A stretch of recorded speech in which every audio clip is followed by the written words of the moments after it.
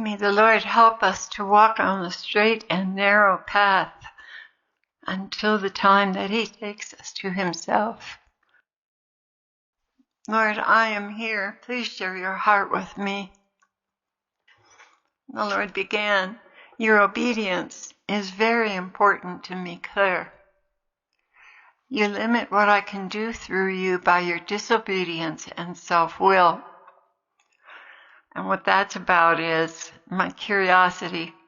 I asked somebody for a news report, and I could tell the minute they started talking that that was the wrong thing to do. For the sake, he continued, for the sake of your love for me, can't you exercise just a little more restraint? I am quite serious, beloved. I've had to cancel some plans I had for you because of your lack of restraint. I know you can do better, much better. Temperance is a ladder that takes you to heaven. All that is needed is to step up one rung at a time as I prompt you. Call on me, and I will help you. But you don't call on me, rather you indulge. Do you see how destabilizing this fault of yours is? I know you can do better.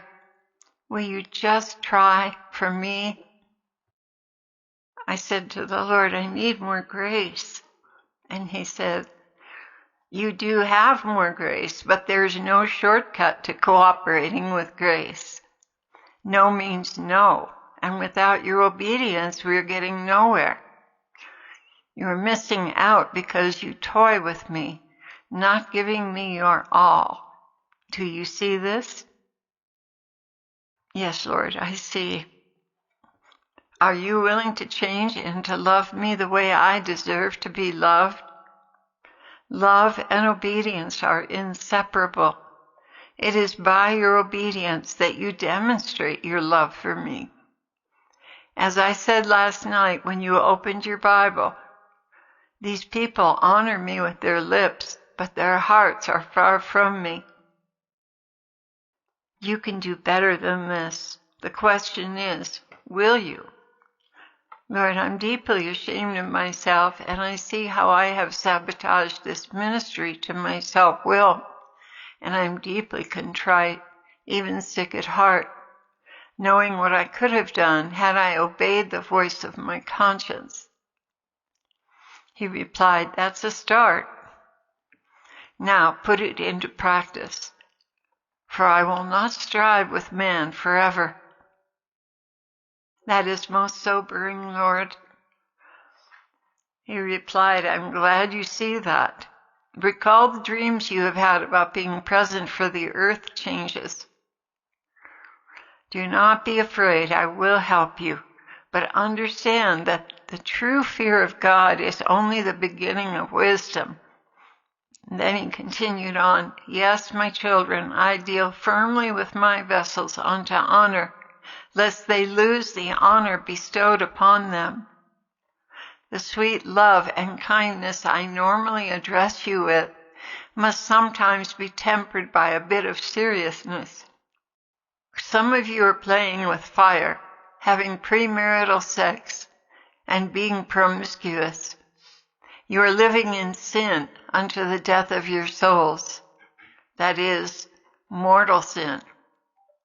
You were Christians, even in the ministry, but you were sinning because your culture is sinful, and this seems normal to you. But all are soon to find out just how far from grace they are. I know your conscience has not been properly formed, and that is why I have extended so much grace and mercy to you. But now I must tell you that you are skating on the edge, and the ice is thin beneath your feet. I would like to see you married. I would like to see you out of adultery and fornication. I would like to see you generous to the poor. I would like to see you exercise self-denial on Fridays. I would like to see you not spending money on vain things. but giving that portion to the poor and needy. I would like to see you stop judging and gossiping and dividing my body, free from jealousy and competition, rather walking the path of deep humility. These are things I need you to practice now, because the great days of mercy are about to come to a close. I love you and I do not want to lose you. Please take another look at how you are living. Are you living your days for pleasure and agendas? Or are you living your days for my pleasure and my needs? In answering this, you will quickly see whether or not you qualify for the rapture. My true bride is about my business and has very little desire for the things of this world.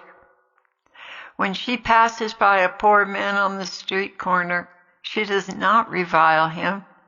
Rather, her heart aches for his need, and she is quick to do something to alleviate his suffering. By telling you this, I am drawing a picture of who you must be to qualify for the rapture.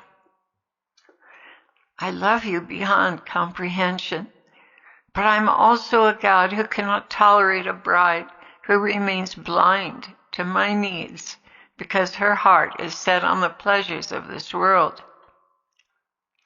Yes, I know this stings, and that is regrettable, but what you will regret far more than firm words is being left to fend for yourself after the rapture.